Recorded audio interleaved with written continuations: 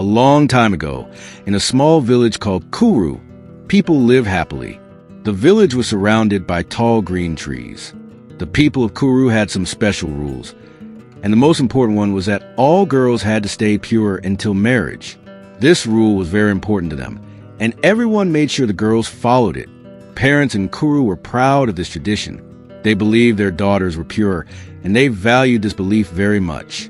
Many times, they would proudly say to each other, they would often say things like, "My daughter is pure, just like all the girls in our village."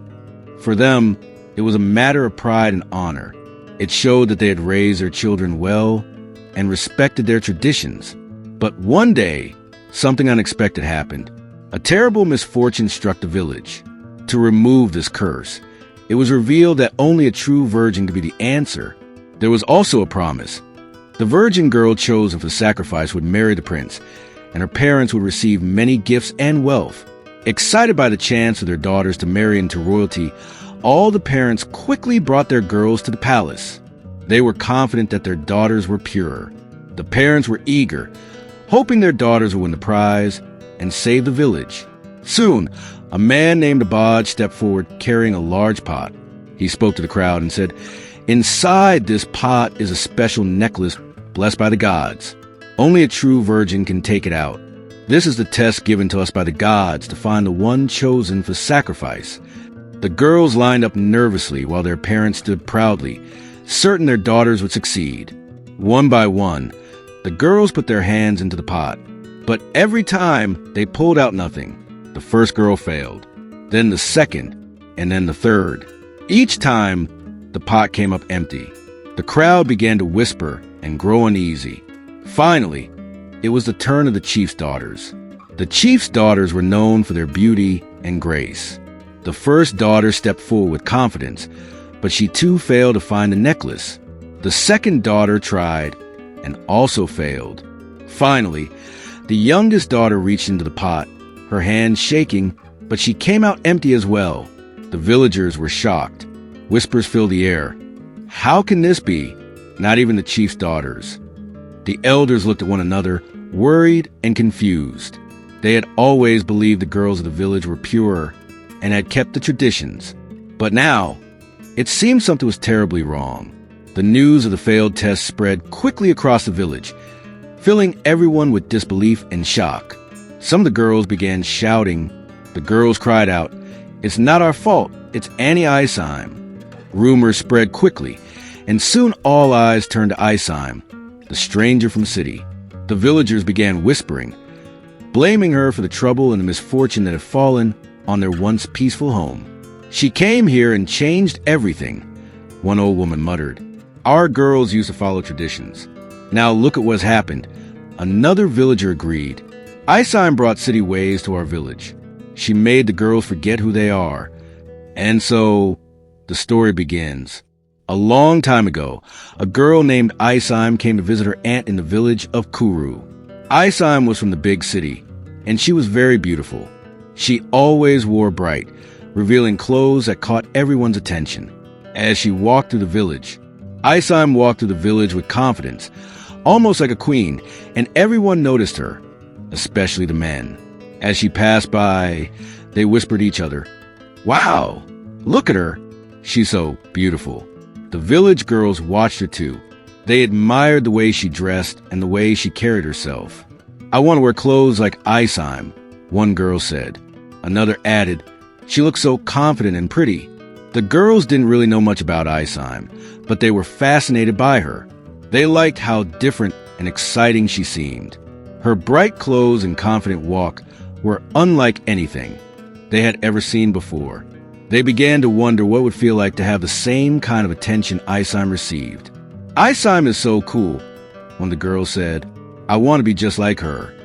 The village girls kept watching Isime closely, hoping to learn her ways and maybe become like her one day. But they didn't know that Isime carried a secret, one that would change everything in the village. The men who admired her beauty were not just giving her compliments. They were giving her gifts and money. But it wasn't only because she was pretty. In secret, Isime was meeting these men, and in return for their gifts, She spent time with them in ways the village would never approve of. One day, Isime, the chief's daughter, became curious. She wondered why Isime always had new things and money. Quietly, Isime decided to follow her. Hiding in the shadows, she saw Isime meet a man in a secret place. Then, to her shock, Isime watched as Isime. After Isime left, Isime saw her carrying a small bag of money. She was shocked. So this is Isime's secret, she thought. The men give her gifts and money for being with them. Isime had always been a good girl who followed the village rules, but now she was curious. She wanted to feel special the way Isime did. The next day, Isime noticed a young merchant who had been watching her for some time. Remembering what she had seen, she decided to try it too. She spoke to the merchant and agreed to meet him in secret. Just like with Isime, the merchant gave her gifts and money. Isime felt excited and important. This is so easy, she thought. I can get nice things too. Isime felt like she had discovered something amazing, and she couldn't wait to share it with her friends. But she didn't realize that this secret would bring big changes to the whole village. She told her friends about Isime's secret, how easy it was to get gifts and money from men. All you have to do is spend time with them, and they'll give you nice things, Isime explained. At first, her friends were shocked, but soon, curiosity took over. One by one, more girls in the village began to copy Isime's example. They started wearing makeup and dressing in ways that caught the men's attention. The girls want to feel admired and special, just like Isime. The girls want to feel special and get gifts, just like Isime and Isime. They whispered to each other, "If Isime and Isime can do it, why can't we?" Isime noticed a change in the village girls and saw an opportunity. She began arranging secret meetings between the girls and the men, taking a share of the gifts and money the girls received. "I'll set everything up," Isime told them. "All you have to do is be nice to the men." The girls trusted her and followed her instructions. They loved the attention and the gifts they got from the men. For the first time, they felt important and admired. The girls enjoyed buying new things with the money they received. Slowly, they began to forget the village's important traditions of staying pure and respecting themselves. The excitement of receiving gifts made them ignore the values they had been taught since childhood. As more girls joined in, it became like a secret club. They hid everything from their parents and the village elders. The girls thought they were just having fun, but they didn't realize the danger they were creating. The secret kept spreading, and it was changing the village in ways no one had ever expected. Over time, more and more girls became part of Isime's secret. What began as just a few girls seeking gifts soon turned into something common. Many girls started meeting with men, not only for the gifts, but also for the attention and excitement. They loved feeling admired and special, and soon that feeling became more important than the gift themselves. The village elders and parents had no idea what was happening. They went about their daily lives, believing that the traditions of purity were still being followed. The elders often reminded the young girls about the importance of purity and respect, certain that the girls were listening and obeying. The elders didn't know that the strong tradition of keeping girls pure until marriage was being broken. The girls hid their secret well. Around their families, they acted normal, attending village gatherings, doing chores, and smiling as if nothing was wrong. But in secret, they were living a very different life, one that went against everything the village stood for. What was once considered a shameful act, meeting men in secret, had now become normal for many of the girls. They no longer felt guilty. Instead, they saw it as a new way of life, one that gave them freedom, excitement, and attention. Slowly, they drifted further and further away from the values they had been taught since childhood. The once strong traditions of the village were quietly crumbling, but the elders and parents didn't notice. Then, one day, something terrible happened in Kuru. Plants began to dry up, their leaves turning brown and brittle. The animals, usually healthy and full of life, started getting sick and dying.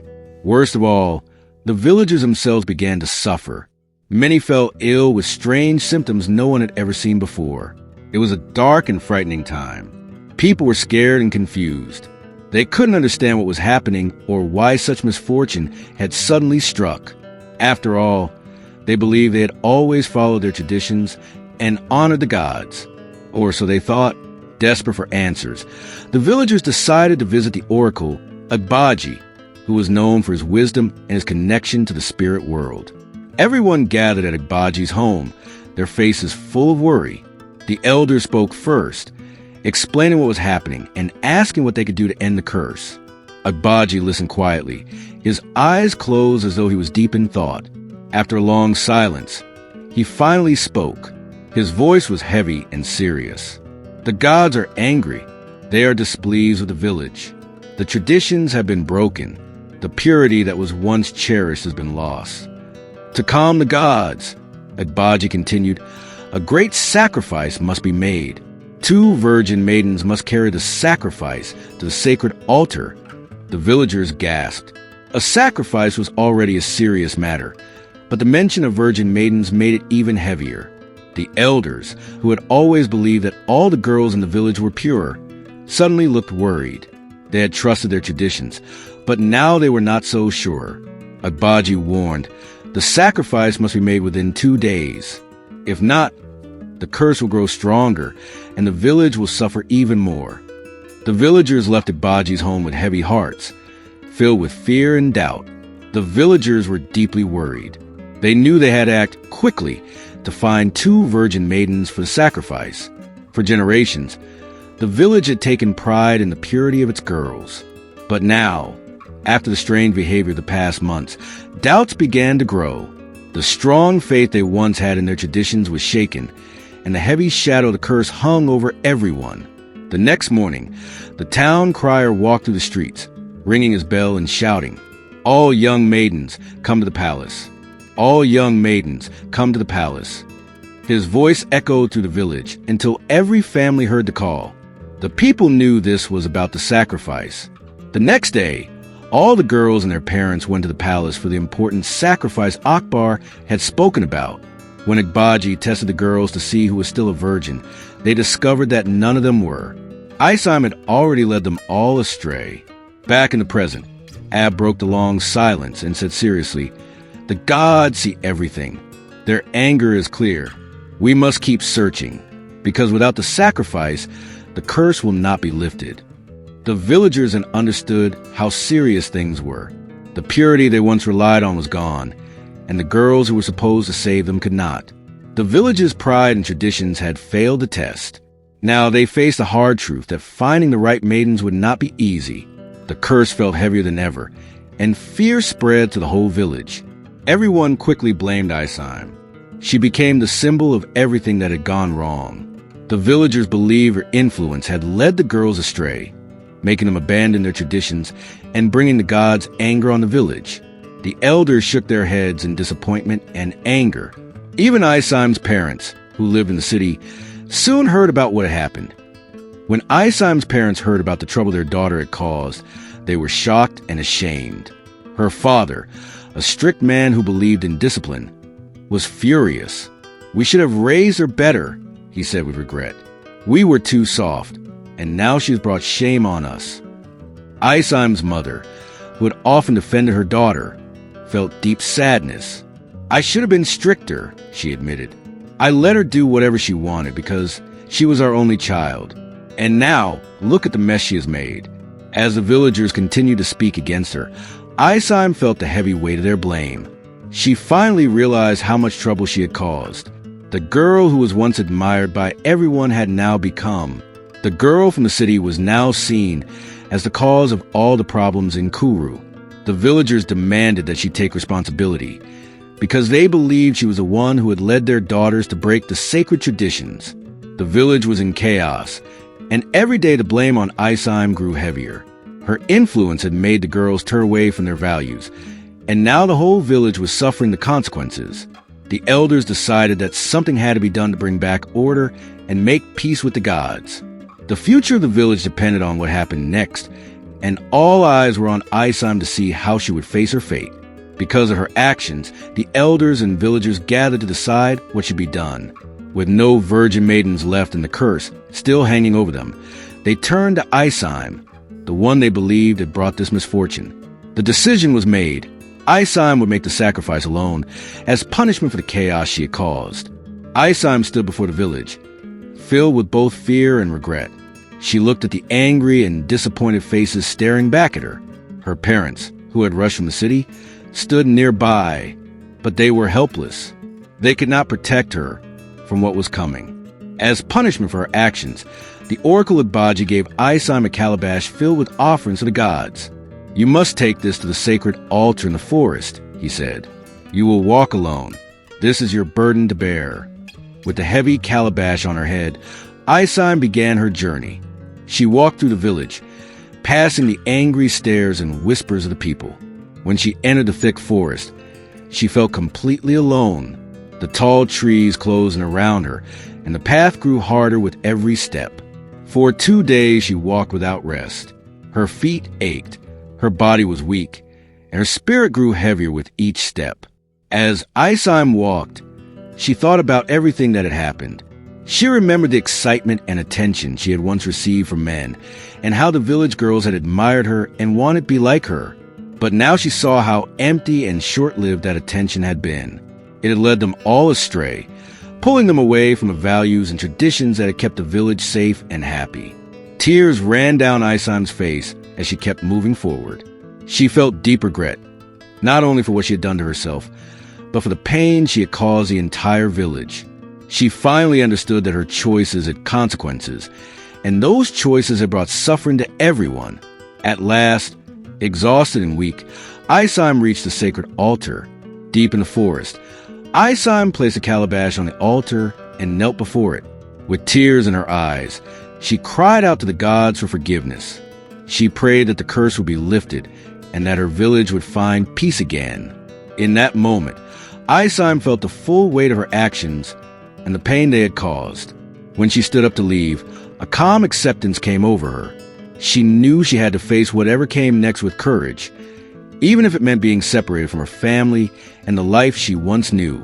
Her journey was not only a walk through the forest, it was a journey of realization and repentance. Deep in her heart, she hoped the village could heal from the wounds her actions had caused. After completing her journey, Isime returned to the village.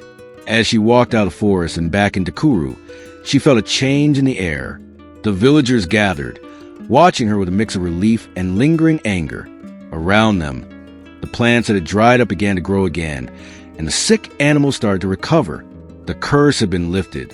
But for Isime, the punishment was not yet over. The elder stood before the people, and Agbaji spoke. "The gods have accepted the sacrifice," he announced. "The curse is gone. But Isime must still face the consequences of her actions. She is not permitted to leave." Isime was told she could not leave the village for 12 years. During this time, she would be responsible for carrying all sacrifices to the gods. The villagers murmured in agreement. They were glad the curse had ended, but their resentment toward Isime remained. As part of her punishment, she was given a small hut near the shrine, far away from the rest of the village. People avoided her, treating her like an outcast. Isime spent her days performing her duties, carrying sacrifices and taking care of the shrine. She lived in silence and loneliness, reflecting on her past choices and the lives she had affected. The once bright and lively girl from the city had become only a shadow of her former self, weighed down by guilt and regret. While Isime lived in isolation, the village worked to restore traditions. The elders reminded everyone about the importance of purity and respect for their cultural values, hoping this would protect their way of life. They also decided that no one from the city would ever be allowed into Kuru again. They wanted to make sure the mistakes of the past would not be repeated. Isime's story became a warning for the children of Kuru. Parents would tell them about the girl who came from the city and brought trouble to the village.